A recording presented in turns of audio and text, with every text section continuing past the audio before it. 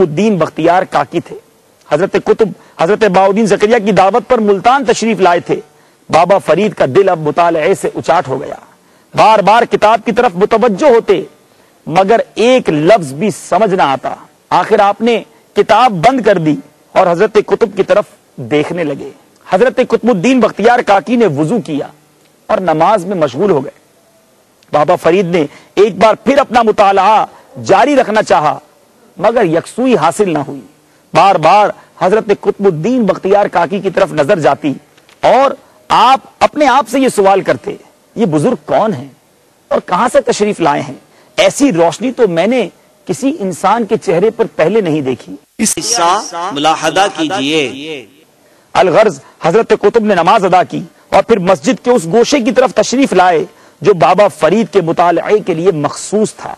جیسے ہی حضرت قطب نزدیک پہنچے، نسل فاروقی کا نوجوان وارث آپ کے جلال معرفت سے گھبرا کر اٹھ کھڑا ہوا۔ حضرت قطب الدین بختیار کاکی رحمت اللہ تعالی علیہ فرماتے ہیں، بیٹھے رہو فرزند۔ اگرچہ حضرت قطب کے ہونٹوں پر ایک ملکوتی تبسم تھا لیکن آپ کے جلال روحانی نے بابا فرید کے جسم پر لرزہ طاری کر دیا تھا اور زبان گنگ ہو کر رہ گئی۔ ارشاد فرمایا، کون سی کتاب پڑھ رہے ہو؟ بابا فرید نے بمشکل جواب دیا، حضور نافع کا مطالعہ کر رہا ہوں۔ حضور نے فرمایا، انشاءاللہ یہ کتاب تمہیں بہت نفع دے گی۔ اب بابا فرید نے کیا کہا کہ حضور میرا نفع تو آپ کی نگاہ کیمیا اثر میں پوشیدہ ہے۔ اب حضرت قطب نے نوجوان کو بہت غور سے دیکھا اور پوچھا، تمہیں کیا معلوم کہ میں کون ہوں؟ تو آپ نے عرض کیا، حضور بے شک میں آپ کی ذات گرامی سے واقف نہیں مگر دل یہ کہتا ہے کہ آپ کی راہ گزر سے اڑنے والا غبار ہی میری منزل ہے۔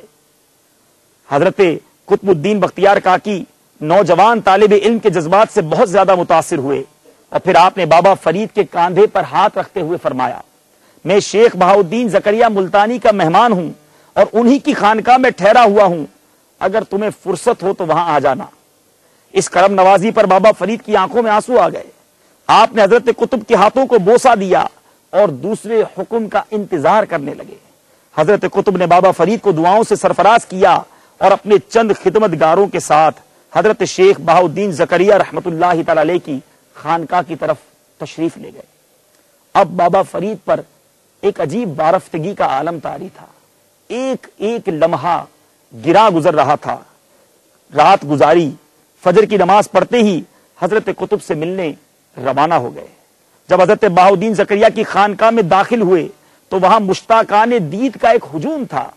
بابا فرید نے خدمتگاروں سے پوچھا تو معلوم ہوا کہ سلطان الہند حضرت خواجہ معین الدین چشتی اجمیری رحمت اللہ تعالی علیہ کے خلیفہ اکبر قطب الدین بختیار کاکی تشریف لائے ہوئے ہیں اور انہی کے دیدار کے لیے اہل ملتان دیوانہ وار جمع ہیں۔ اب بابا فرید کو ان کا نام پتا چلا۔ یہ سن کر بابا فرید پر بے خودی کسی کیفیت طاری ہو گئی۔ شہنشاہ معرفت خود ایک غلام کے پاس تشریف لائے، یہ کیسی خوش نصیبی ہے فرید؟ آپ خود کلامی کے انداز میں بول رہے تھے۔ خدمتگار بابا فرید کے جذبات کی کیفیت کو سمجھ نہ سکے اور آگے بڑھ گیا۔ آپ بہت دیر تک اسی حالت میں کسی ستون کی مانند کھڑے رہے۔ پھر جب سرشاری کی رو گزر گئی تو آپ نے خانقاہ کے خادم سے عرض کیا، میں بھی تو حضرت قطب کی قدم بوسی کے لیے حاضر ہوا ہوں۔ تو وہ خادم کہتا ہے کہ شیخ کو اتنی فرصت نہیں ہے، تمہاری ملاقات ممکن نہیں، راستے میں کھڑے ہو جاؤ، جب شیخ قطب الدین گزریں گے، قطب عالم گزریں گے تو ان کا دیدار کر لینا۔ اب آپ نے کہا کہ میں حضرت کے دیدار کے لیے ساری زندگی راستے میں کھڑا ہو سکتا ہوں مگر ایک بار عرض تو کر کے دیکھو، شاید مجھے ملاقات کا شرف مل جائے۔ آپ اصرار کرتے رہے، وہ سمجھاتا رہا، آخر کار جھنجھلا کر کہنے لگا، اچھا یہ بتاؤ میں شیخ سے کیا کہوں کہ کون آیا ہے؟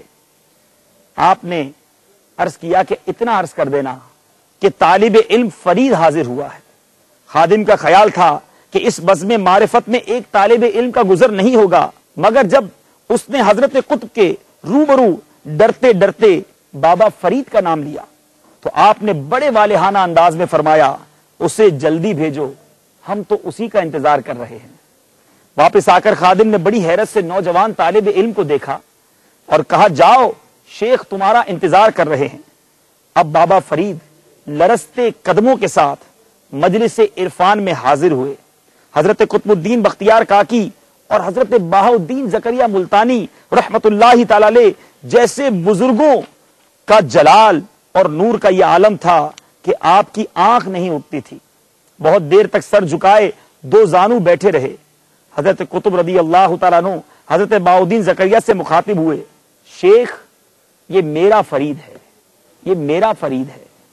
حضرت بہاؤالدین زکریا نے نوجوان طالب علم کی طرف محبت بھری نظروں سے دیکھا اور فرمایا، ماشاء اللہ ماشاء اللہ۔ بابا فرید دونوں بزرگوں کی گفتگو سن رہے تھے مگر نظر اٹھانے کی ہمت نہ تھی۔ حضرت قطب الدین بختیار کاکی 8 دن تک ملتان میں رہے۔ اس دوران بابا فرید ایک خدمتگار کی طرح حضرت شیخ بہاؤالدین زکریا کی خانقاہ میں موجود رہے۔ ایک دن خلوت میسر آئی تو حضرت قطب الدین سے عرض کرنے لگے، حضور یہ غلام شاہ کے دامن لطف و عنایت سے مستقل وابستگی چاہتا ہے۔ ارشاد فرمایا، انشاءاللہ تمہیں یہ وابستگی مل جائے گی۔ پھر جب حضرت قطب حضرت بہاؤالدین زکریا سے رخصت ہو کر دہلی تشریف لے جانے لگے، کوئی 3 منزل گزر جانے کے بعد حضرت قطب نے ایک مقام پر ٹھہر کر فرید الدین مسعود سے فرمایا، بابا فرید اب تم واپس جاؤ اور کچھ دن علم ظاہری حاصل کرو، اللہ کی تخلیق کردہ دنیا کا مشاہدہ کرو، اس کے بندوں سے ملو کہ کون کس مقام پر کیا کر رہا ہے، پھر دہلی کا رخ کرنا، تم مجھے اپنا منتظر پاؤ گے۔ بابا فرید پیر و مرشد کا حکم سن کر اداس ہو گئے۔ آپ کو یہ منزل فراق گوارا نہ تھی۔ حضرت قطب کی نگاہوں سے بابا فرید کی دلی کیفیت پوشیدہ نہ تھی۔ فرمانے لگے، فراق و وصال کتاب زندگی کے 2 باب ہیں۔ یہ جدائی بہت عارضی ہے۔ بندہ جب خدا کے راستے میں قدم رکھے تو سب سے پہلے اسے تسلیم و رضا کے مفہوم پر عمل پیرا ہو جانا چاہیے۔ اب تم جاؤ، مرضی خدا اسی میں ہے۔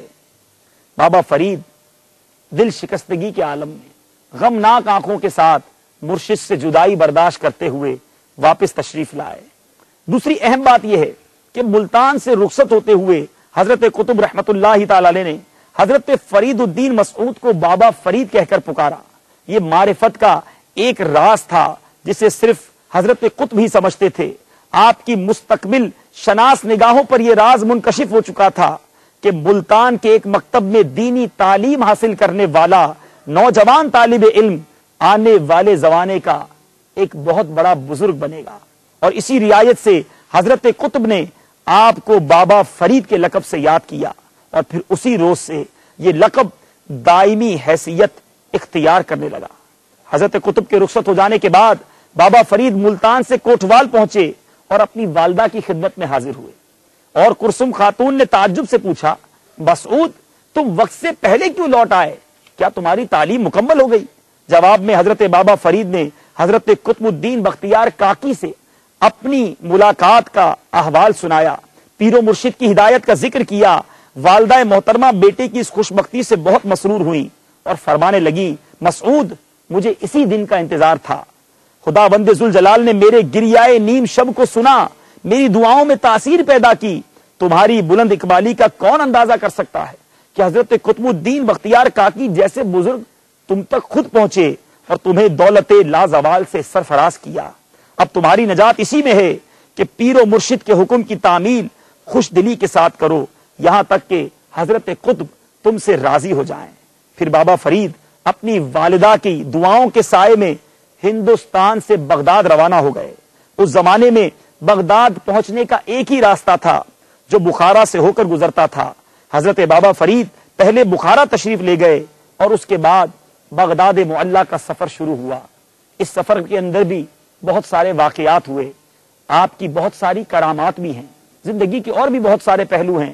انشاءاللہ اگلے سلسلے میں ہم بابا فرید رحمت اللہ تعالی علیہ کے مزار ہی پر موجود رہ کر آپ کی کرامات بھی سنیں گے، اس مبارک سفر کے بارے میں سنیں گے، اور پھر آپ کو کیا کیا انعام و اکرام آپ کے پیر سے حاصل ہوئے، اپنے پیر سے آپ کو عشق کیسا تھا، کتنا ادب کرتے تھے، یہ بھی سنیں گے۔ اگلے سلسلے میں بھی ہمارے ساتھ رہیے گا۔ یہاں میں ایک بات مدنی چینل کے ناظرین کے لیے عرض کرتا چلوں، ہم الحمدللہ بابا فرید الدین مسعود گنج شکر کے دربار میں حاضر ہیں۔ ہم نے سنا کہ آپ علم دین حاصل کرتے کرتے یہاں تک پہنچے کہ پھر ایک ولی کامل سے ملاقات ہوئی. بچپن ہی کے عالم میں علم دین آپ کا شوق تھا, اتنا پڑھتے تھے علم دین کہ لوگ آپ کو اس نام سے جانتے تھے کہ ایک بچہ ہے جس کے ہاتھ میں ہر وقت کتاب ہوتی ہے. تو ہم بھی سوچیں کہ ہم بھی علم دین حاصل کرتے ہیں, کہ ہمیں بھی فرائض علوم آتے ہیں, ایسے علوم جس کا سیکھنا ہم پر ضروری ہے. ہم میں سے کئی لوگوں کو وہ بھی علوم نہیں آتے. میں آپ سب کو دعوت دوں گا, مدنی چینل پر آپ دنیا بھر میں جہاں کہیں یہ سلسلہ دیکھ رہے ہوں, بابا فرید کے دربار سے یہ عرض کرنا چاہوں گا, دعوت اسلامی کے ماحول سے پریکٹیکلی طور پر وابستہ ہو جائیں, عملی طور پر وابستہ ہو جائیں, اجتماعات میں شرکت کیجئے, مدنی قافلوں میں سفر کیجئے. انشاءاللہ بزرگان دین کا یہ عمل کہ وہ علم دین حاصل کرتے تھے, اس عمل کو ادا کرنے کی آپ کو انشاءاللہ جستجو اور اس عمل کو حاصل کرنے کی برکتیں آپ کو نصیب ہوگی. اللہ تبارک و تعالی ہم سب کو علم دین سیکھنے کی توفیق عطا فرمائے, دعوت اسلامی کے اجتماعات میں شرکت اور مدنی قافلوں میں سفر کرنے کی توفیق عطا فرمائے. مدنی چینل دیکھتے رہیے, اس کی دعوت کو عام کرتے رہیے. اللہ کرم ایسا کرے تجھ پہ جہاں میں, اے دعوت اسلامی تیری دھوم مچی ہو. آمین بجاہ النبی امین صلی اللہ تعالی علیہ وسلم. صلو علی الحبیب صلی اللہ تعالی علی محمد. آباد رہے تیرا پاک پتن, سرزمین حسین فرید الدین. تیرا پاک پتن خدا کا خاص ایک انعام ہے یہ اولیاء اللہ. زمانہ جسم ہے اور جان ہے یہ اولیاء اللہ. دعائیں سب کو دیتے ہیں کسی سے کچھ نہیں لیتے. گناہگاروں کا سائبان ہے یہ اولیاء اللہ.